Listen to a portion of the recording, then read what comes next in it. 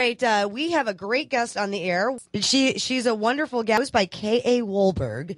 Christine is her name, and she has had travels, lived everywhere from Vermont to Scotland to London. I'm getting an idea as to where your imagination comes. Welcome in. This is the author of Beyond the Hedge. How you doing? I'm doing really well, Vicki. Nice to be here with you.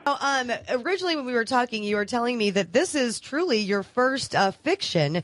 That give the folks a little bit of background on kind of what you do, your real job, should I say?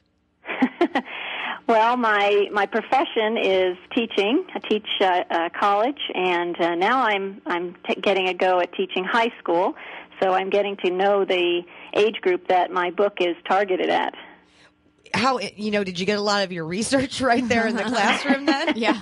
Well, I had the book done before I started teaching this past year, but it's been fun to bounce ideas off of. Now, I'm actually a huge fan of the Chronicles of Narnia. Also, many kids and parents reading, the Lord of the Rings, the Harry Potter series. So a lot of imagination goes into this. And tell the listeners kind of what Beyond the Hedge is all about. Well, it's about, similar to the Chronicles of Narnia and the Lord of the Rings, it is about another world. It's about a 12-year-old girl named Missy who passes through a magic portal, and that's the hedge in the title, to another world. And that world's called Faeria.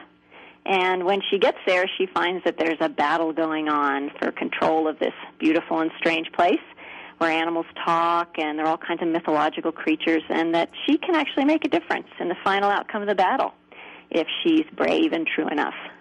Well, and what's kind of cool about this, she's 12, and she can be that brave, Which is what you want to root for all kids to do about. Now, kind of what is the audience for this book, if you could let us know that? Well, it's targeted toward 10 to 16-year-olds, but I think the book will have an interest for adults as well, especially those who like science fiction and fantasy. And I've been delighted, really, to get back some very complimentary feedback from adults who've enjoyed it. Now, we were talking about Missy, who is your main character. Can you elaborate a little bit more about what that character is like? Sure. She's kind of a thoughtful girl, and she actually has a fraternal twin who's very athletic and outgoing and popular. But Missy is more quiet, and she loves to read, but she's got a great imagination, and she enjoys writing stories. And as the book opens, she's just moved from a city setting, in fact, it's Philadelphia, where she was really happy, to a more rural area where she is less happy. She's having trouble fitting in, as a lot of kids moving do.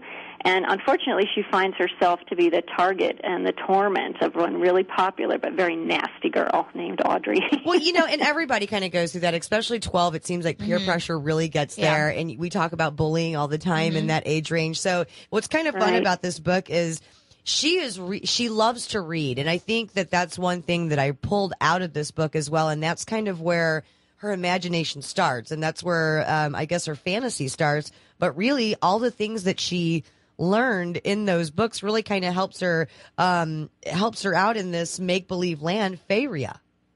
Yes, exactly. And without giving too much of the book away, some of the things she learns in Faeria also help her in her real world. Aha, really? See how this gets there. Okay, so we have a very interesting character by the name of Simon. Tell us a little bit about how he figures into the story. Yeah, Simon is the cousin of Audrey, and he also gets into Faeria, as does his dog, who's a bit of a sinister character as well. And Missy and Simon are pitted against each other because Simon decides to take the side of the evil power in this world, while Missy and her new friends are on the side of the good. Good versus evil. That's right. I've got my team already that I'm rooting for halfway through the book.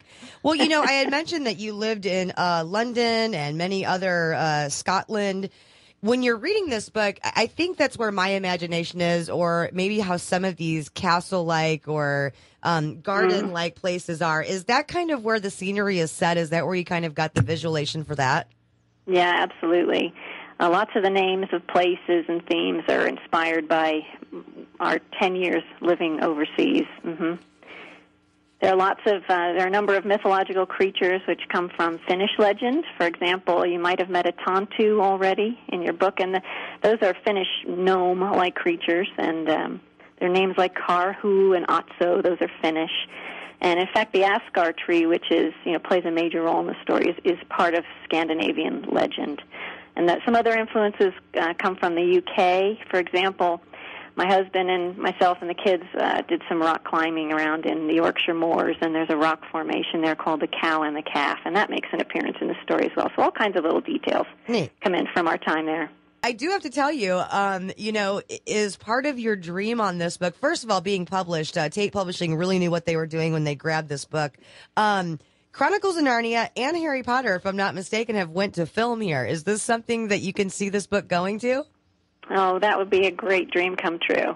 Love to see that happen. Now, Marilyn, you mentioned you're tasting a sequel after you get done reading the Beyond the Hedge. Well, I do. I'm when I got to the end, I'm like, okay, is this really this way or is it really that way? Is that just making us believe it's like this? Because now there's going to be a sequel. But I will tell you, the whole time that I read it, I could see the movie happening. Yes, just like Chronicles of Narnia. So I'm all for the movie, and I'm all for the sequel. You guys. Yeah, you betcha. We're ready for the sequel. Well, and is that something that you see in this book? Because you're right, it's very descriptive in the writing, so it really helps you picture what this place would look like. Good, yeah. I was really trying to be very visual because kids are very visual, and they've got great imaginations, and I was hoping that I'd be able to stir up some good pictures in their heads, and that's great for cinematography as well. So if anybody out there is interested in putting out a movie. I think we have Rodney Stone, I think, is one of our local residents. Mm-hmm. So if you need information, Rodney, we'll get that to you. Absolutely. Now, throughout the adventure in the book, Missy seems to learn some very important life lessons. Could you talk about maybe a couple of those? Sure. Missy does learn some important things through the story. She learns about the shallowness of popularity, for example, and that's a big issue for a lot of young people. This happens when Missy's sort of magically given the opportunity to become popular overnight. But she also learns about courage and that one person can make a difference in the world. She learns about the importance of forgiveness and maybe most importantly that, we make mistakes, and though we make mistakes, and sometimes they're really big ones, there's always an opportunity for redemption. Our mistakes can have really serious consequences, but I believe there's always hope for the future if we don't give up and we don't despair. So those are some of the things that Missy learns that I hope that readers will take away with them.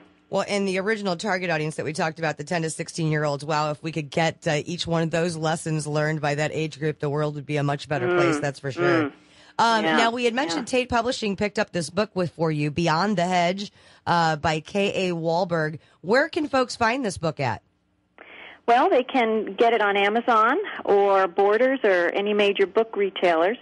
If they'd like to get a signed copy, they can go to my website, ChristineWolberg.com, and click on publications, and I'd be really happy to send them a signed copy at 10% discount and free shipping, too, if they mention this interview. Did you hear our two favorite words? Discount and free. Free. Right in the same sentence. That's great. Well, do me a favor and spell out your name so folks who are listening to this interview now can actually get that. Sure. It's Christine with a K, Kristine, and Wolberg, WOLB as in boy, ERG as in girl.com. Folks, go again, Christine, Kristine, WOLBERG.com, and check out publications because this is a good one. Like I said, the Lake of the Ozarks is rooting for a sequel and a movie. Fabulous. Well, Cody and I were fighting over it. Really. I mean, he's 14, and I was wanting to read it before we did the interview. And he's like, well, can I have the book back? And I'm like, well, no, I'm only on chapter 5, and I need to get through this. And he was like, no, but I'm only on chapter 3, and I need to find out what happens next. So it is kind of, you're on your seat when you're reading it because you want to know what happens to Missy next. Right. You want Audrey to kind of, I don't know, fall off the rock wall, I think is what we want to do. But maybe that'll happen in the sequel. Who knows? Well, Christine, thanks so much for joining us here on the program. We sure do appreciate it. Well, it was a pleasure. Thank you, Vicki. Thank you. Beyond the Hedge is the book that we're talking about. It is going to be a great one for your bookshelf, and you will read it over and over again.